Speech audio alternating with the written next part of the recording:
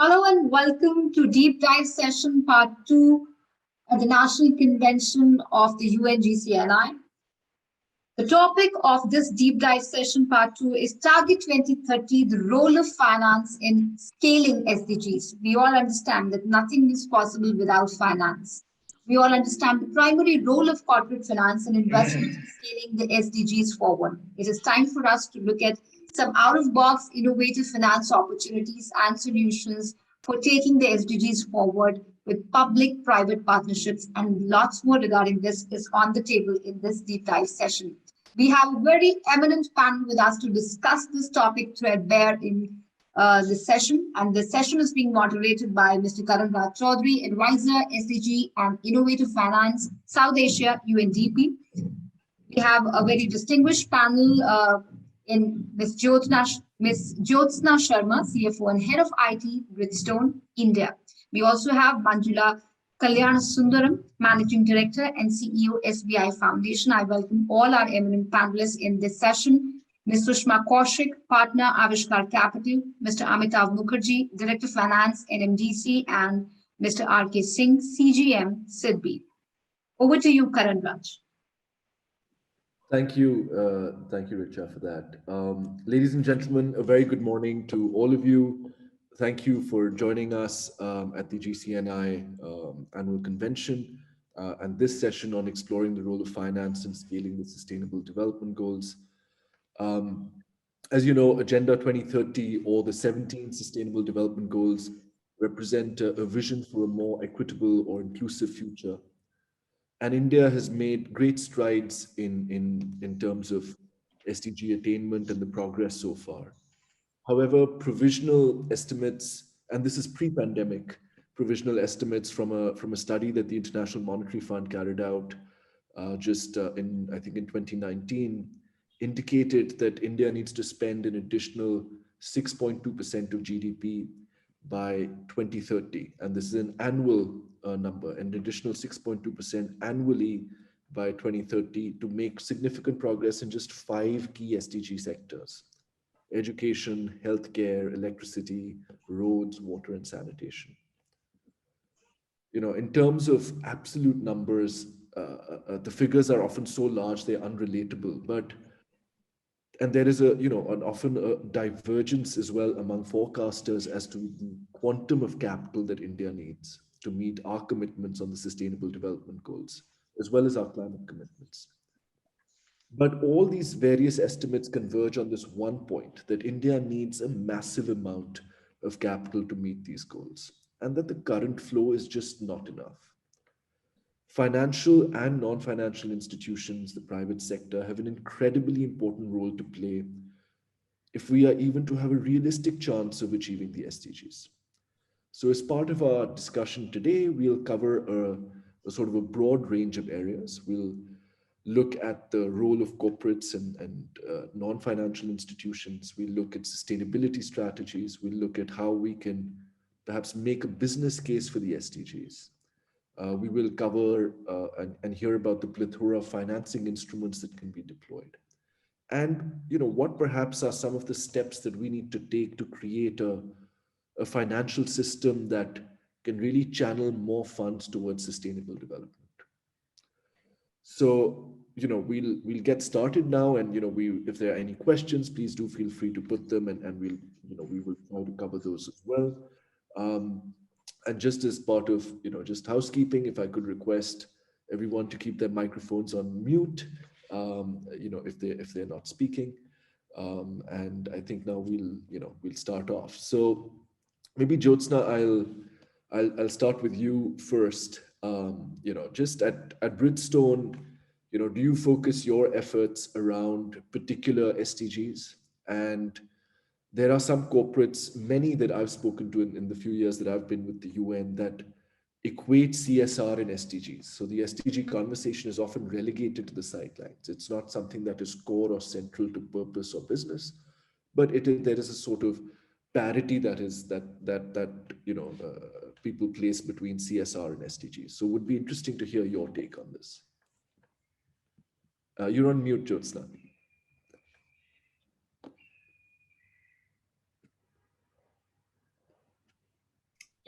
Thanks, Kanakraj.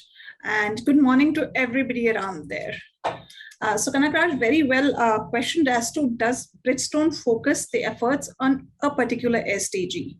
And to give you an overall context, let me get you into what is Bridgestone's corporate philosophy, and that is what we call the Bridgestone essence. So basically, Bridgestone's group mission is based on very simple philosophy of the founder, which states serving society with superior quality. And when it means so, it is not just a commitment in terms of what profit we generate from business, but it is out of our passion for improving safety and lives of people everywhere around the globe. So when it comes to a particular SDG, by and large contributing to the SDGs to solve the global challenges. And as society continues to transform itself in pursuit of these goals, which are set by SDG, Bridgestone as a group contributes towards the society as a sustainable company, because that is ingrained in its philosophy. And here we almost strive towards living within the planetary boundaries that we have earmarked. And we contribute in achieving 13 out of the 17 SDGs through all the various corporate activities which are planned across the value chain, with a particular focus on 3 areas. Mobility, because that is where we belong to the automobile industry, tires, which is more of mobility. People, it's very much centric around people and their well-being. And the most important aspect is environment. So any of the SDGs which relate to mobility, people, and environment, and correlates to our way to serve for a superior society is where Bridgestone focuses on. And further to add, basically, through realization, how do we really get into it is our midterm to long-term business strategy focuses sustainability as the core. And towards 2030 and beyond, the Bridgestone groups or the Bridgestone companies aim to realize the sustainability business model to a win-win situation for business as well as for the greater good of countries, nations, economies. To your second point, whereby you questioned about the equation between CSR and SDGs. Primarily my personal take, or rather it's quite well known that SDGs provide a very powerful framework for any business to engage in CSR. And if you look at the point of origin of CSR and SDG, CSR is there in your philosophy. It doesn't have to be guided by any regulation law. But for India particularly, 2013 was the year when CSR became a part of a Companies Act, earmarking certain funds. If you look at the SDGs, it was around the same time that the SDGs came into being. That was around 2015. So I would say there's a very close correlation. They are like 2 strands of the DNA that they support each other. And the framework is provided by the SDGs. Activities are established by CSR. So that's how I would look at it, that you cannot really separate the two. They are intertwined and overlap. Thank you, Jyotsna, for that perspective, and I'm going to come back to you also on a few questions when we perhaps discuss measurement and so on as well, just to get your take, because you mentioned that you're looking at or contributing to about 13 different SDGs, but there's a focus area on 3 or 4 dimensions. So I'll come back to probe a little bit more on that aspect. But perhaps Mr. Mukherjee, if we could get a sense from you of how is it that NMDC is viewing sustainability or the SDGs? Well, you see that the sustainability thing now that we are talking about is actually ingrained in our DNA, so far as NMDC is concerned. We were actually much ahead of our times when we started, and when before this became so popular in the public domain. We have been operating in the most difficult and the most remote areas of a tribal area for the last 64 years. And we have earned our social license to operate, let us say. the local community, the government, the environment, they've all been partners to our growth. But you can see it simply because others who have been trying to get a foothold there for the last 60 years, none of them have succeeded except for us. And as a testimony to it, all our mines in that area have 5-star rating. So that's something that we are very conscious and proud about. And no wonder in these 60 years, we have been able to earn this tag of eco-friendly miner, which is our tagline. So, and if you see that even in the investments that we make, we are very, very conscious about the environment and how the local community is there. So the steel plant that we are making, it's 20,000 crore investment. And it's the most modern steel plant with zero liquid discharge. So that it's not going to have any liquid discharge at all. Similarly, not many people know that we have windmills in Karnataka, which which also contributes to our exchequer. So we have been much ahead of our times in these. And talking in terms of specific goals, we are very proud to say that even if you take, let us say, goal number 4 for the quality education, the knowledge city at Gidam, where we teach around 5,000 people and full on board from nursery, and these are all orphans of left-wing extremist people, and they are full board. It's a boarding school with absolute modern classrooms. So we also we are a major contributor to the government, Chhattisgarh government's Harihar Chhattisgarh program. Similarly, it's about, we do a lot for health, where our project hospital, 75% of the occupancy is of local tribal people. So we have been there, and no wonder that the people see us as a part of them rather as exploiters, and that has given us the impetus to grow.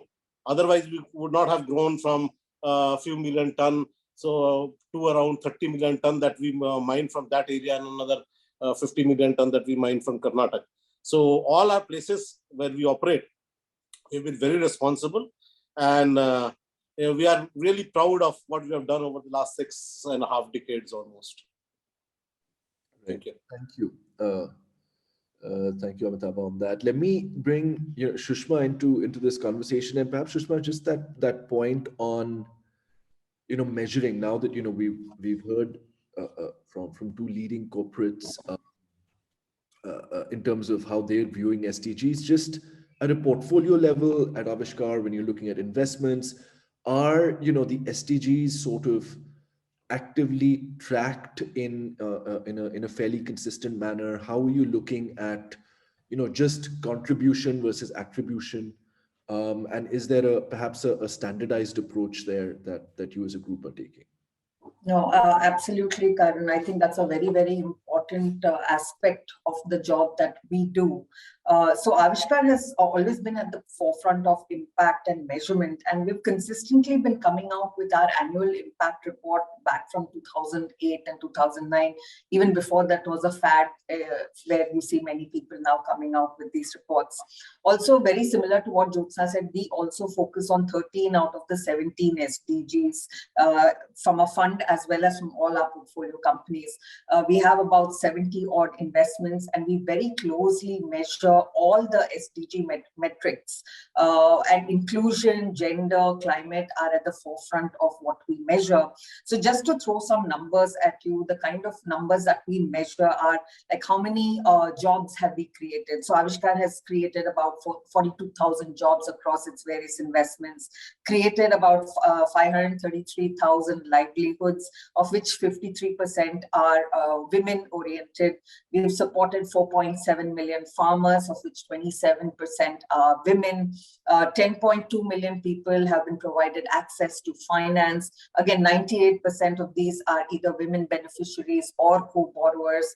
1.5 million carbon dioxide emissions reduced through our investments. So we have a very, very granular level of data that we capture, measure, and also the attribution and contribution. I think that's a very nuanced question that you've asked. So we understand, just as a financial supporter, what our role is. and what our portfolio companies are capable of doing. So when we measure it, we use two separate lenses to do these measurements as well. Excellent. Thank you, Sushma. And just in terms of, just a follow on slightly related to that, do you see convergence just across funds, across the ecosystem, perhaps with financial institutions in terms of the approach to measurement? Because there is, you, for example, maybe, you just mentioned you're looking at it from two different perspectives, just to, to segregate between contribution, attribution. But do you see any convergence in the ecosystem around measurement? Absolutely. And see, again, as I said, we've been doing this since 2008, and many stakeholders have been doing this in their own way, over the period of time. But now with ESG as a measuring tool coming to the forefront, and a lot more stakeholders are now addressing this requirement, there is definitely a convergence. There is a need for uniformity, right? So when I say livelihoods, what does that mean, right? Is Jyotsna going to measure livelihoods on a similar parameter? So now we are seeing convergence. There are bodies which are doing, measurements on a larger scale, defining the measurement, or the formula used for measurement. So we are seeing that there are international best practices also being put in place. So eventually I see that there will be 3-4 methods that will be, used by all stakeholders going forward, just for uniformity. Right. Thanks, Sushma. I think I'm going to first bring, Dr. R.K. Singh in into this question before I move on to financing, and on that I'll want to bring Manjula ji in, and also Sushma, you back into that piece. But Dr. Singh, I think my question here is, just on, because we're talking about sustainability, we just touched on ESG as well. Often this conversation, around sustainability is limited to larger corporates of the sort that we have on our panel today. But how do you really view the role of MSMEs? A crucial sector for India's economic growth, and an incredibly important part of value chains as well. So how do you look at the role of MSMEs in terms of contributing towards the SDGs, and what perhaps has been done and what needs to be done to move the needle? Okay. Yeah. So like if you see the basic tenets of MSME, enterprises are born in MSME domain itself, and as an MSME, it anyhow attends to SDG goals of innovation, employment, poverty eradication, inequality, and other things. When it comes to adoption of environment and social governance aspects, more and more MSMEs, since they are also cluster centric, many clusters we have found MSMEs becoming proactively engaged or responsive to expectations of corporates to whom they supply. So here the role of corporates also, who are sourcing from MSMEs, become quite crucial in terms of instilling that sort of governance aspects in MSMEs. And if we talk about innovation or impact-oriented engagements, who better than MSMEs when they spread out? And when it comes to impacting the environment, it is not that immense impact they do in adverse way. So what SBP has been doing is, like, I will share with you a recent thing. We conduct Udyam Sangyan. Udyam Sangyan is basically taking MSMEs for exposure visit to corporates and then aligning them with the good practices. It is just dilating the vision of MSME that you should be aligning or balancing yourself to the expectations of MSME corporates. Second is we run recently also, it is open the window, Solomon Challenge Fund. The idea is to give opportunity or support the innovative ideas emanating from development practitioners, NGOs, startups, or even micro enterprises who are looking up to validate certain ideas, to replicate or scale up certain ideas. And we find very good engagement and involvement. Whenever we, SIDBI has been intervening in clusters pan-India, and we find that energy efficiency related inquisitiveness is quite good. And SIDBI has been running few programs with support of multilaterals, where we find increasing participation of not only MSMEs, but the lender ecosystem also getting engaged and interested in this. One particular program which we implement in coordination with World Bank is risk sharing facility. And there we are kindling investment. We have nurtured a market for ESCOs, and we find now 14 lending partners are there, few hundred MSMEs, and even municipalities have come forward to get engaged. And anybody and everybody you would find would be linked to MSME in a way. So the economy is linked to MSME. So I think MSMEs are very resilient to adapt to expectations, and going forward, it will be better way they would be engaging also. Thank you, Dr. Singh, and also you sort of dovetailed into the financing aspect there. Talking about risk sharing facilities and others, and that brings me to to Manjula ji. I guess my question there on the role of philanthropic capital. We often talk about, and there's so many conversations on blended financing that take place. And I am, when I at least look around to say, where is this blending really happening? Because, where is this concessionary capital or this philanthropic capital in the India context that is being used in a manner that is catalytic, that is being used in a manner that it can reduce the sort of expected return and perhaps allow you to make or support enterprises that are perhaps more at the grassroots level, or perhaps have different sorts of business models that might not be as high on yield and profitability. So in terms of philanthropic capital, which has a huge role as a catalyst, how are you at the foundation viewing this, and the role that philanthropy has to play here? You're on mute, Manjula ji, if you could unmute. Thank you, Karan. Thank you for your question, and nice to be part of this panel and meet people across diverse organizations. SBP Foundation itself was set up only to give a strategic direction to the CSR that SBI and its group companies has been doing. Because SBI, even before it became a law, SBI has been doing probably 50, 60 years, some CSR in some form or the other. But it was felt that all the CSR that we are doing is not leading to any impact, or rather we are not able to measure the impact that we are doing. So SBI Foundation was set up just about 6 years back. So our mandate was very clear to look at making visible changes to the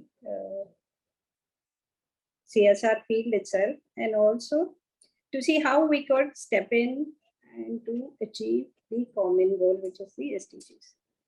Now, SBI Foundation in its various interventions, we would have touched almost all the SDGs, probably only one or two, like life below water or something. Other than that, maybe we would be looking at that too. We have touched almost all the activities. But the funding, the public funding is not enough for achieving the SDGs. As you yourself said that the amount required is in trillions. And for India, it's in several billions. So we will not be able to, the government alone will not be able to take on this huge task. And philanthropy, yes, but philanthropy also gives only a small impetus to this change. The contribution is, say, only 1% of the profits of companies. And that itself is not enough to do. So the private funding has to come in some manner. And for this, we need to make, now private capital will not come unless they are able to satisfy their stakeholders, not just in saying that, we are achieving SDGs and we are doing a good task and it is ethically right to invest, but also they have to see some return on it. So we'll have to make, so this is where the philanthropy comes in. Philanthropy can come in where we can partner with the private funding and see that whether we can scale up and make the whole venture into a profitable one. Now, SBP Foundation, happy to say that we are one of the first ones to get into the pay for success model, development impact bond in education. So we are partnering in the state of Haryana for early learning outcomes. And as I think Karan is already aware of that, so this we are looking at the project and everyone is invested in the outcomes so that we can scale it up and then showcase it as a model and ensure that other players do come. In addition, we're also partnering with incubators to set up a kind of a revolving fund for social entrepreneurs who are working towards achieving some of the SDGs. So that was another intervention which we did. And another is our, yes, we did a project on waste management, where we are partnering with for-profit organizations and investing our funds. And the end purpose of this is that this model should become profitable and sustainable on its own. And all these small interventions would ensure that if we did step in at the beginning of a project and ensure that we make it into a sustainable model, this can go ahead and be replicated and the private capital would see it as a profitable way to enter into this field. So I think this is very important, because it's not just enough of pumping in money, but it's a kind of scaling up the money that you are taking. Absolutely. Thank you. Thank you for that perspective. And of course, very aware of the work on, on pay for success and the work on the Haryana Impact Bond, on education. And I think that there are a number of, there's something to be said about the first initiative, right? The fact that it can really help move the needle in the ecosystem, right? So we saw the DIB in Haryana. We've seen since then also the new skills bond that has come about. There's the impact bond work that's happening in PCMC as well, which is a social impact bond that we are involved with. So I think the impact bond conversation or the pay for success conversation has really started moving. I think the question now is, how is it perhaps that it becomes more scalable, and how is it that perhaps it makes its way into public financial management, because that of course is a huge source of financing, and how is it that that really can be optimized. But just talking about varied sorts of financing instruments, and Shushma, I'll come back to you on this one. We have so much going on. Sustainability linked bonds, green bonds, blue bonds, SDG bonds, and really every color under the rainbow. I mean, whenever I'm at a panel, there's a new sort of bond color that appears, and there was a brown bond, and it's like I'm very confounded by all of these, but the intention is fairly pure and clear.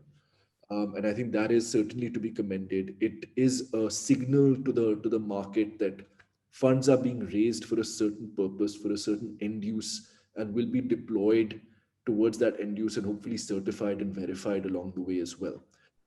But there's also things that have been happening in the equity space. So how are you really looking at the very sort of range of financing instruments in terms of what Avishkar is deploying or what you're seeing, but also which ones do you think have a lot of potential in the India context? Sure. No, Karan, so the way we look at it within Avishkar, and Avishkar is a commercial fund, while we still continue to focus on impact and, planet and people continue to be our focus. But I think what you brought up is a very important point there, that A, where are the sources of capital? And B, where is this capital being put to use? And what is the requirement from, or what is the outcome these sources of capital are seeking?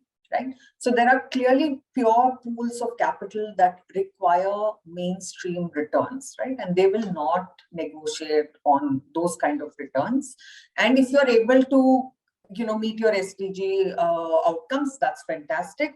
One such case in point could be the microfinance sector, right? SDG 1 and 10 is being met with microfinance investments. It's about inclusion and no poverty. And very soon, initially it was restricted to philanthropic funds, trusts, funding microfinance. But very quickly, the mainstream players saw this as a sector that could scale, that could create profits while creating good. And we started seeing crowding in of mainstream capital there. That's when investors recognized that the return potential of a sector like this. So there we started seeing both equity and debt instruments flow in. So that is a commercial capital. Now, when you're talking of sectors like, say, EV, climate, ecosystems are still immature. The value is yet to be ascertained. The risks are still not known. So in that kind of environment, what kind of pools of capital would lend itself to take those kind of risks? And that's where the interplay between blended finance, philanthropic funds, SDG capital, so to say, start to play roles, right? So for example, diversity is a very big topic that's being discussed. But how many people, how many companies, how many corporates are actually investing in diversity? Because it is seen as a capital sink, right? It's not going to give them any competitive advantage by spending that much extra on doing this. So is there a separate pool of capital that can help them enable the diversity, outcomes that the corporate aspires for? So I think there's a lot of innovation that is happening in the different types of products. So Avishkar Capital is clearly committed to, meeting SDG requirements. We are doing it with commercial funds where we try to generate commercial outcomes. We are also working with our knowledge partner IntelliCap in designing new products to access pools of capital internationally also to meet these outcomes. So we are looking at launching a ESG fund. We are looking at launching a carbon sequestration fund, which is just to plant trees in India, which will have a huge biodiversity impact, marine life, flora, fauna impact in our region, while the Western world gets the benefit of the carbon credits. So there are many innovations that we are working on, and we do hope to see that we'll be able to meet these targets in the next 9 years, because essentially that's the time we have. No, absolutely. No, thank you, Shushma, and some of the products that you mentioned that are under development, they sound absolutely incredible. On the green side, but also, of course, you touched on the ESG bit, and the fact that now there is so much that is happening on the ESG side as well. Right, we've seen, particularly, I guess, during pandemic. I can't say post-pandemic, but just the conversation on ESG has gained so much more prominence over the last year and a half. Jyotsna, maybe just on that point, what perhaps are some of the challenges that corporates are facing in terms of financing the agenda, and what do you see as in terms of opportunities, to really accelerate this sort of sustainability transition, and what has been the impact of the pandemic? What we heard from, let's say, Sushma or Manjula, particularly on the financing of SDGs or activities around the SDGs, it's very obvious that lack of capital to invest in new ways of working, designing, or managing operations differently is one of the big barrier. And it's a mindset barrier beyond lack of capital. Of course, lack of capital is there. The second important thing which falls as a limitation, barrier, or a challenge, you can say, is competing priorities of people in organizations, managers, profit and growth prioritized over environment and human capital. So I think the clarity on priorities in short term and long term somewhere are leading to conflicts. The third important thing is the organization system is yet not geared up to managing tasks differently. And here it's more important, I would direct towards the top management. I guess agendas like sustainability or CSR cannot be driven without top management support and involvement. Sustainability action will never become an integral part of any corporate unless the general value creation process is imbibed top down. I guess corporate sustainability decision makers, which usually come from global offices or local corner offices, they need the understanding to first have a business case for sustainability. And in any organization, to have a business case for whatever activity you do is important. I think the financial organizations have not yet seen real approach towards a business case on sustainability being evolving. And I guess it's a transition path.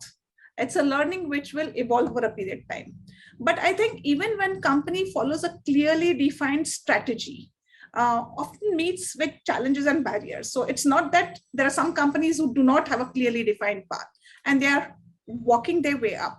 But other way around, when it comes to companies which have a strategy and are looking for implementation, there are both company specific challenges as well as external perspective. Is this important? Is this the goal to focus on? What value it's going to add on to environment and business? So there are different multiple states. One frequently observes a very important barrier is lack of capacity and resources. Apart from funding, it's about knowledge, understanding, and resources towards that. So there are multiple challenges which are faced by organizations.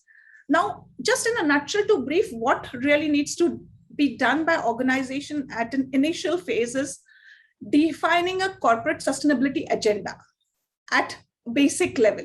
Where would the focus of the organization be to help the organization as well as a society? Also lay a midterm to long-term connect with the SDGs to define the priority for funding, investing. And most of these would not really have an ROI impact, because usually when you look from a financial perspective, any expense or investment looks out for ROI. And the corporates will have to, when defining its strategy, decide on these aspects of looking at different financial indicators for investments for long-term sustainability. Also, a very guided KPI chart to monitor the progress on these each goals is extremely important to again come back onto with some common understanding and to look at the balanced growth impact. And eventually, of course, if the resources are not available, grooming, training, guiding towards academics courses, which will focus on the sustainability agendas and getting skills out of from there is critically important. So I guess there would be challenges. It's an evolving space.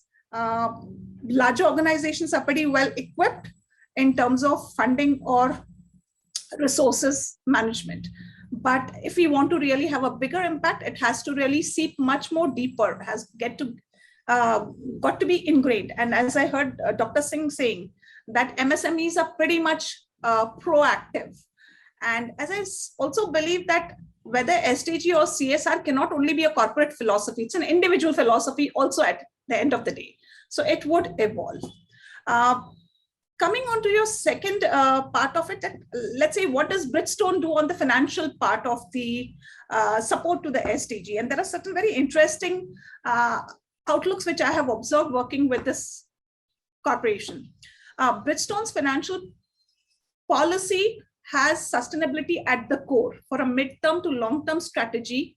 The punchline is strategy with sustainability at its core. And what does it really mean when we look into a little more deeper? First is the strategic investments and expenses find a place in the planning process. So strategic resources to the extent of 30% of investment would go into strategy. And the strategies would be linked to the SDGs in some way, which will focus on the 3 parameters which I mentioned: mobility, people, and environment. So there is a correlation of your investment to the SDGs. Also, 5% of your expenses, operating expenses, would be towards strategic investment expenses apart from day-to-day. So very clearly understood investment approach. The next is linking credit to sustainability. And this is a very interesting thing which we saw happening in different parts of the globe. Linking your credits to sustainability performance is a very innovative approach.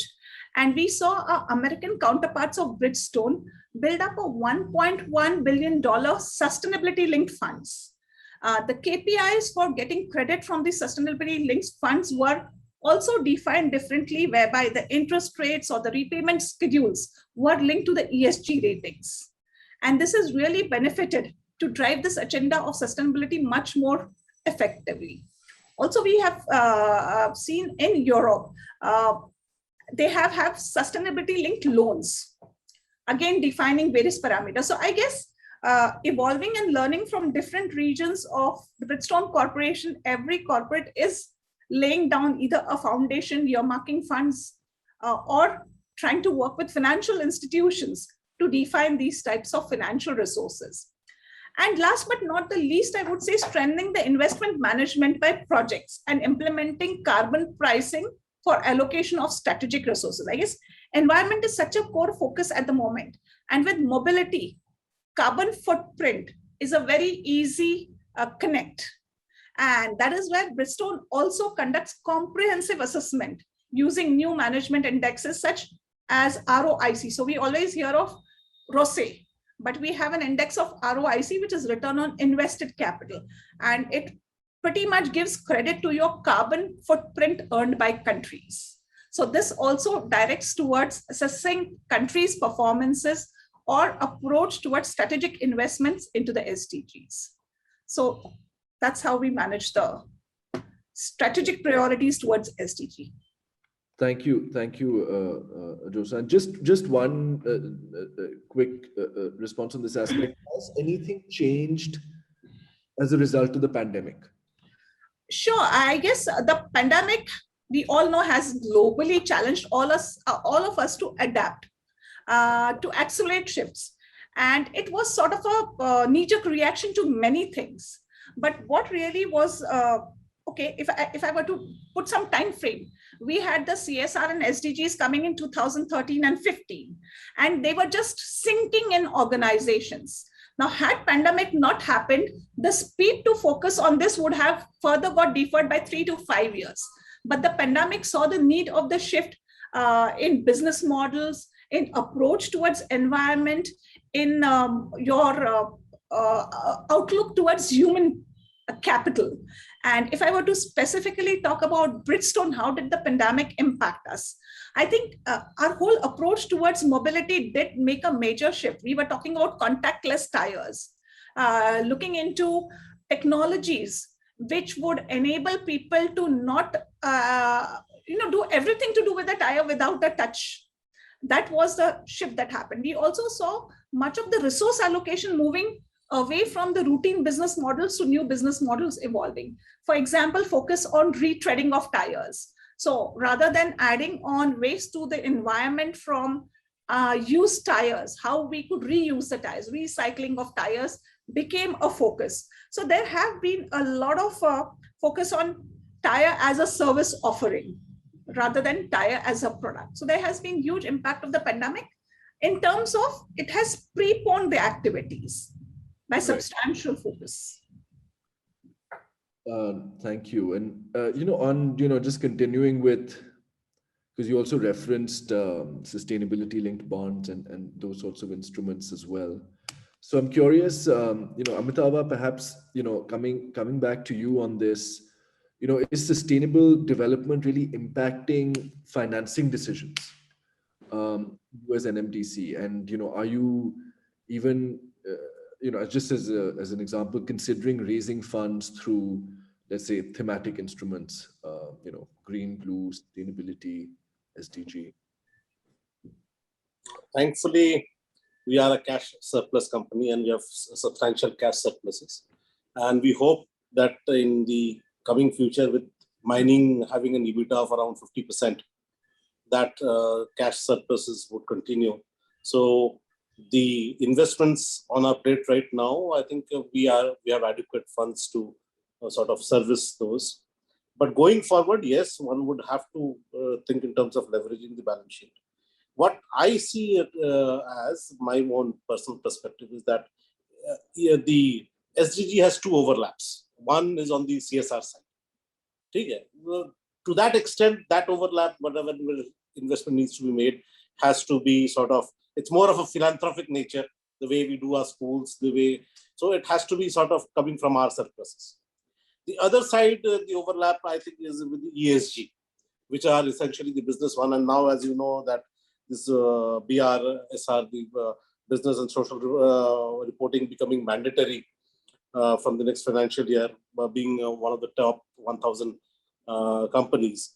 So ESG has actually developed a fair amount of benchmarks and standard ratings, which enable you to categorize yourself at a particular level. And that categorization leads to access to funds. So if you have a high rating, so you have access to funds. Naturally, so we have some projects which we would like to leverage in the future, in the sense, let's take, for example, our slurry pipeline, which is almost a 10,000 crore project, 500 kilometers approximately. And if we can leverage that project, and we can access the green bonds or such bonds based on our environmental and the ESG scores, that would be something that we would be looking forward to. But going forward, I think in the long run, I hope that the government would be taking this entire thing into their consideration, and sometime in future, hopefully there would be adequate tax breaks to make these things happen. Right. No, thank you, Amitabh, on that. Just I guess the two sort of overarching questions that I had that we're coming to now is, we've spoken, and this, Dr. Singh, I'll come to you first.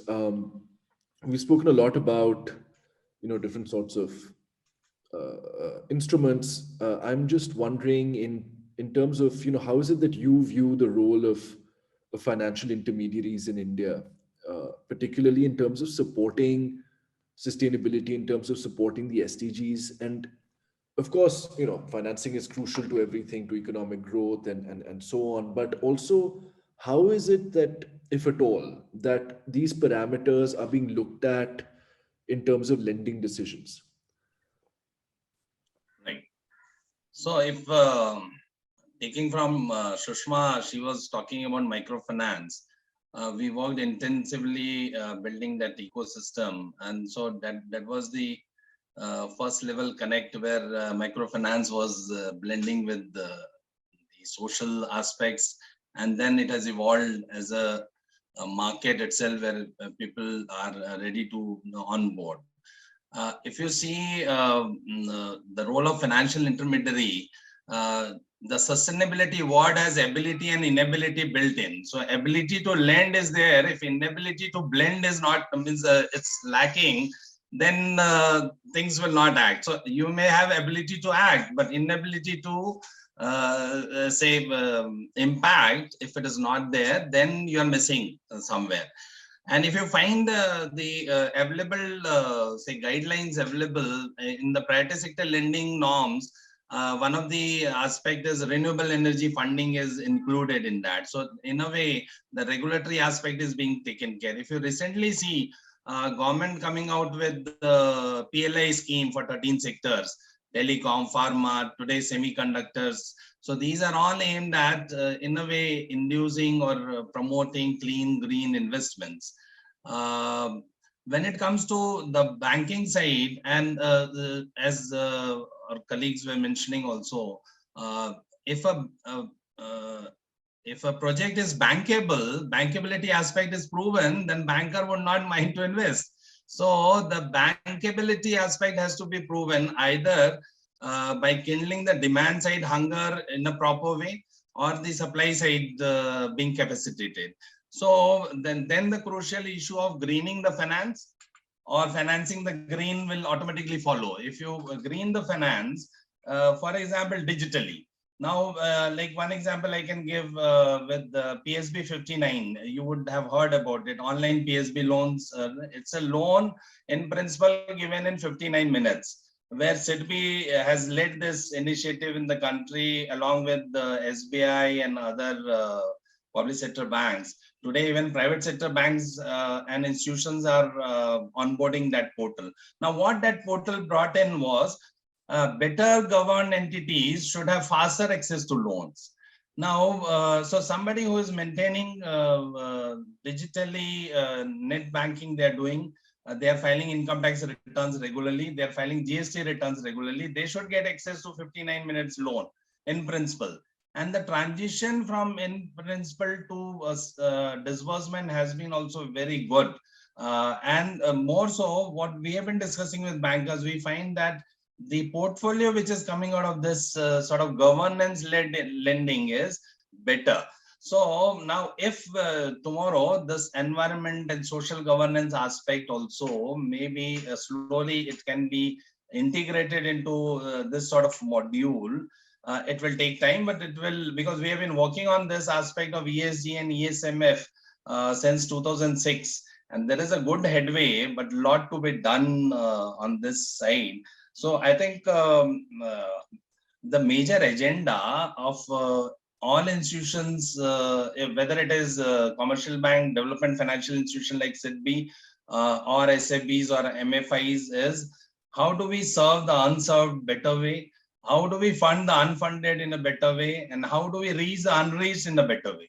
And if we are able to do this, and if we are able to weave the environment aspects around, I think this would work. So one example I can give you is we on the, like SEDBI has a mandate of promotion, financing, development and coordination as a DFI, Development Financial Institution. So promotion is where we kindle the setting up of the enterprise, and development is where we promote the stepping up of the enterprise, the growth aspects of an enterprise. And that is what we endeavor to do here is on the development side, we work on the environment. How do we convert waste to market taste? And so one example I can give you is recently we promoted, we set up a one Swalaman lab. Swalaman is our mission where we are working on each house to have one entrepreneur. So it's a national mission SIDBI is running for last 3 years.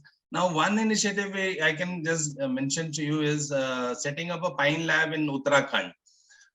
Pine leaves are, they say it's not biodegradable. And so, and then there are a lot of pine leaves out there.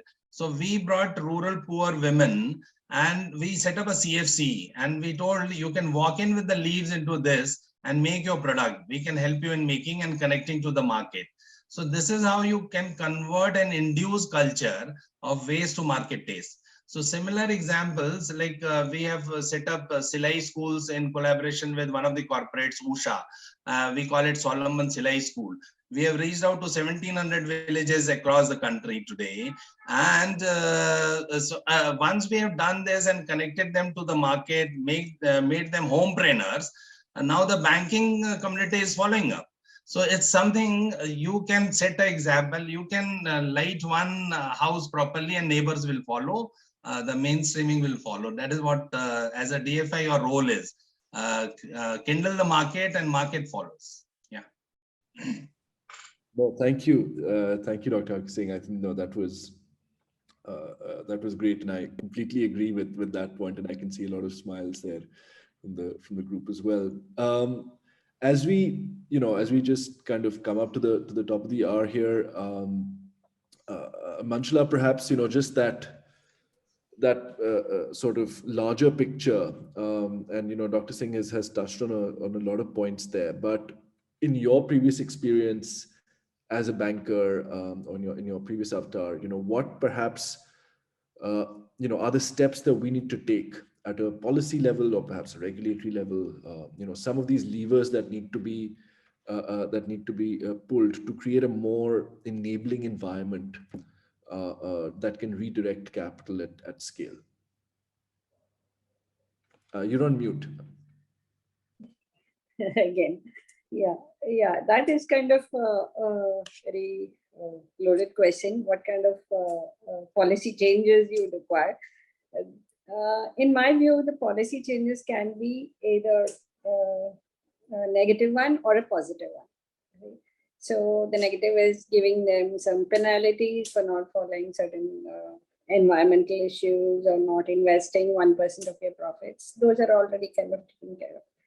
But I think the positive nudges is what will really help. I mean, it will help direct private capital into this achieving the SDGs.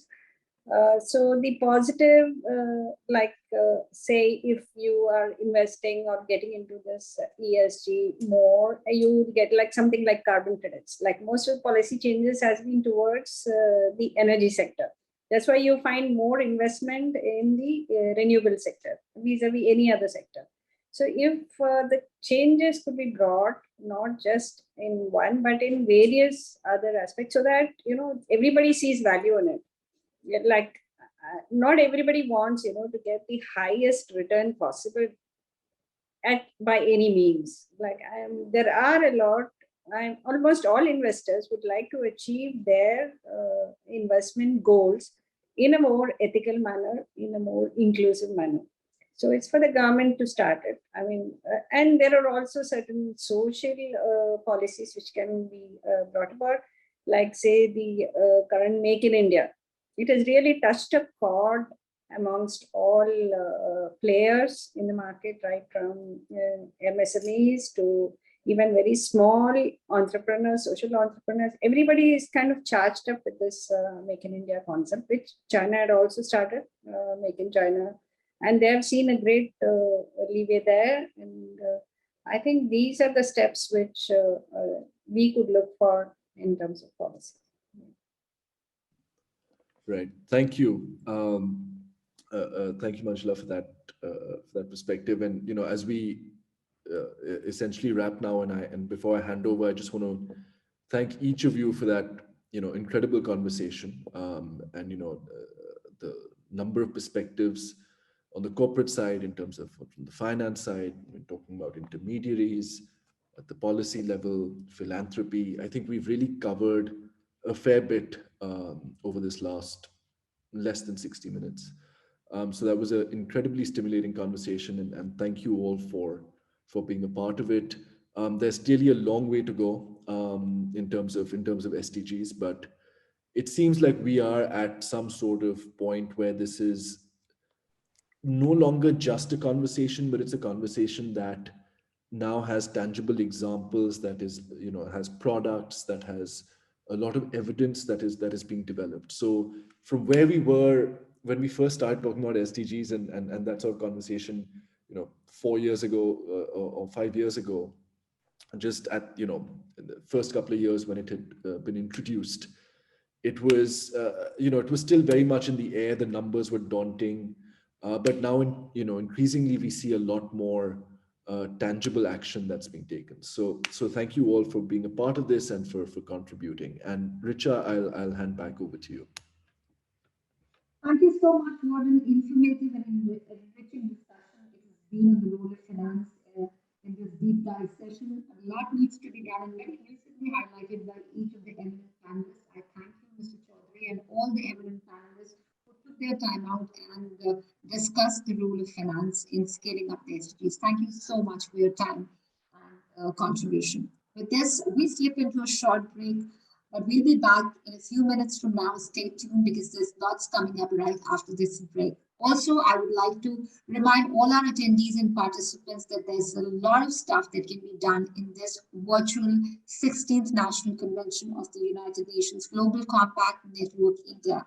There is a selfie point where the participants can take their selfies and post online. Apart from that, there are many corporate stalls and exhibitions available on our site. So do visit those exhibitions and do network with people available there. Apart from that, those participants who are continuously attending all the sessions are eligible to get e-certificate from the GCNI as a token from us. So do attend the sessions. These are really informative, engaging, and fruitful sessions. We look forward to your increasing participation in the day forward. Thank you so much. Stay with us. Thank you. Thank you so much.